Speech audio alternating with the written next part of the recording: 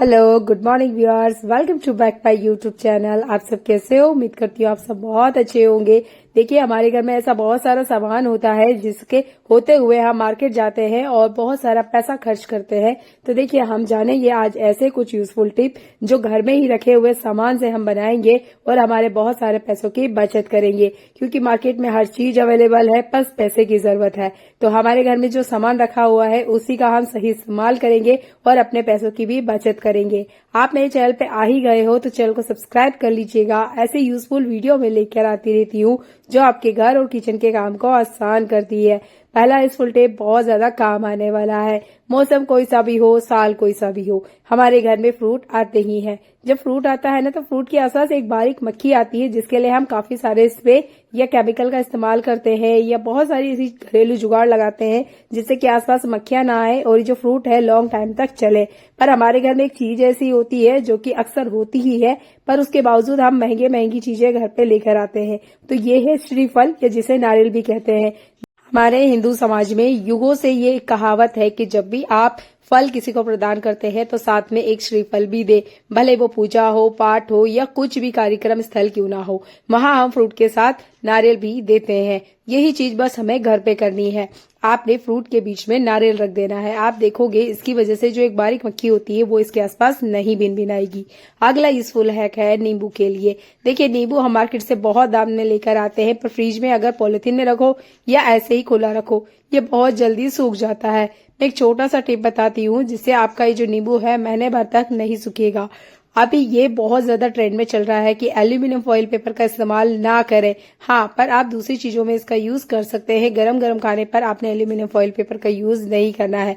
मुझे जानकारी नहीं थी, मेरे पास काफी सारा एल्यूमिनियम फॉइल पेपर है, तो मैं कुछ इस तरीके से इसका इस्तेमाल लेती हूँ। और अगर आप लेकर आते भी हो तो कोशिश कीजिएगा गरम खाने पर ना इस्तेमाल करें, दूसरी जगह आप यूज कर सकते हो। तो यहाँ मैंने एल्यूमिनियम फॉइल पेपर का एक छोटा सा टुकड़ा लिया है और आपने क्या करना है, नींबू के ऊपर इस तरीके से कवर कर देना है।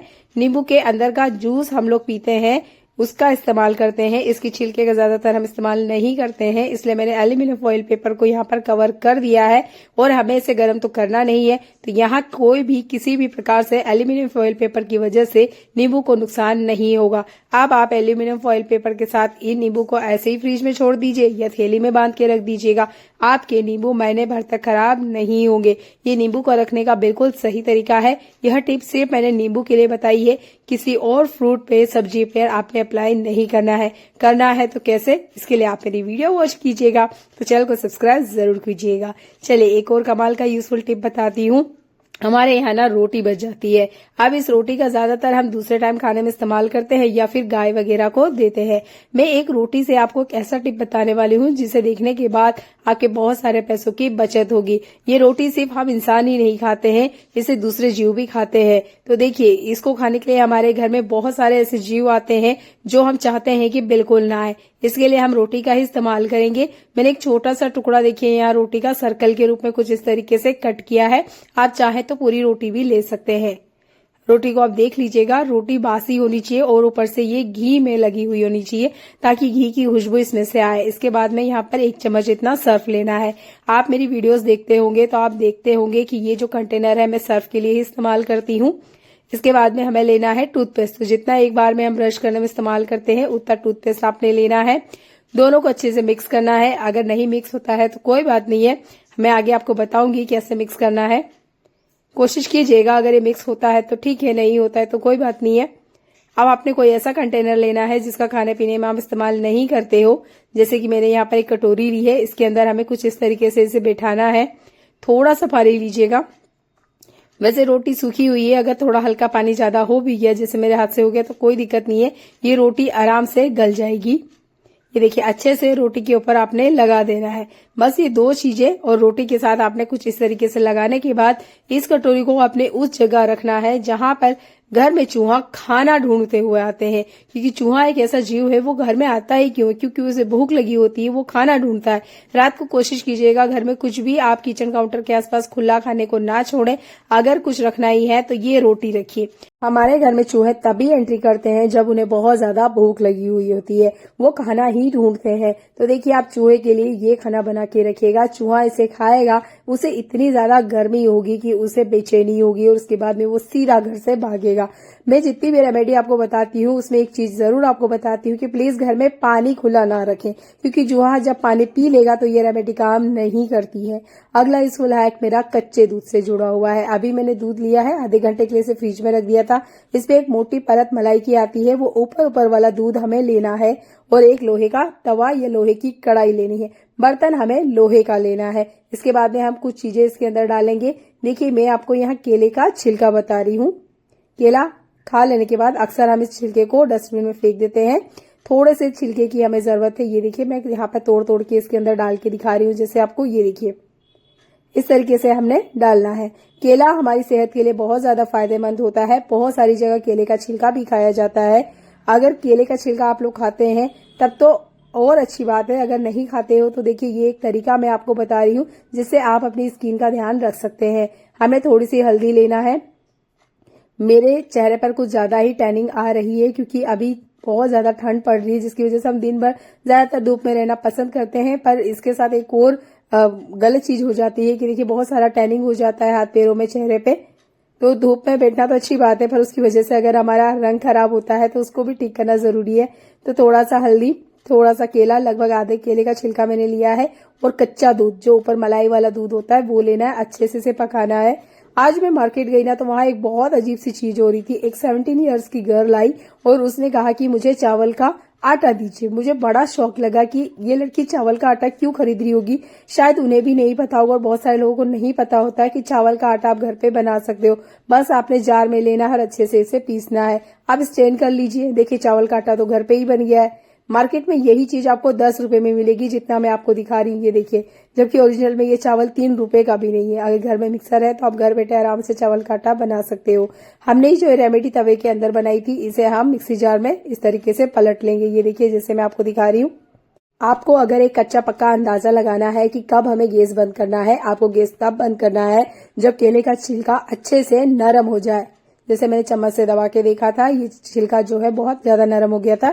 उसके बाद में मैंने गैस को बंद कर दिया था। अगर आपको लगता है तो यहाँ पे दूध ऐड कर सकते हो। 1 चम्मच इतना आपने चावल का आटा लेना है। इसमें देखिए काफी सारा दूध है, इसलिए मैंने कोई एक्स्ट्रा दूध इसमें ऐड नहीं किया है। अगर आपको लगता है ये नहीं पीस पाएगा तो आपने कच्चा दूध ही लेना है। अच्छे से इसका मिक्सचर बना लीजिए जैसे मैं आपको दिखा रही हूँ। अब आपको यहाँ इसे स्टैंड करने की, चलनी से कोई जरूरत नहीं पड़ेगी, क्योंकि हमने केले के छिलके को अच्छे से पकाया है तो वो बहुत अच्छे से पक भी जाता है। और जब हम इसे पीसते हैं तो ये चीजें बहुत आपस में अच्छे से मिक्स हो जाती हैं। तो अब आपको यहाँ स्टैंड करने की जरूरत नहीं है, आप इसे डायरेक्ट अप्लाई कर सकते हैं। ठंड के सीजन में ना बहुत ज्यादा ठंडा लगता है। अगर हम इस तरह का कुछ स्क्रबर वगैरह बनाते हैं ना तो बहुत ज्यादा हमें ठंडा लगता है। पर अगर आप हल्का गरम गरम इसे लगाएंगे तो ये देखिए आपकी स्किन पे से जितनी टैनिंग है वो भी हट जाएगी। चावल का आटा बहुत अच्छे से यहाँ स्क्रबिंग का काम करेगा। केला है वो अच्छे से स्किन को मॉइस्चराइजर करेगा। कच्चा दूध हमने यूज किया है तो आपकी स्किन पे जितनी भी डेड सेल्स हैं वो बहुत आसानी से निकल जाती है। मैंने वो सारी चीजें इसमें ऐड करी है जो हमारी स्किन को फायदा देती है। कुछ भी चीज हम मार्केट से नहीं लेकर आए हैं, ये सारी चीजें हमारे घर में होती है। और जैसे कि मैंने बताया, अगर चावल का आटा नहीं है तो आप उसे घर पे कैसे बना सकते हो। आपने ये होम रेमेडी घर पे बनानी है। अच्छे से बढ़िया चेहरे पर, गले पर, हाथ पैरों में जहां भी टैनिंग हो रही है, पीछे नेक पे ही क्यों ना हो रही हो, हर जगह हल्के हाथों से मसाज कीजिएगा। आप मसाज करते हुए खुद महसूस कर पाएंगे कि वाह यार क्या चीज बनाई है।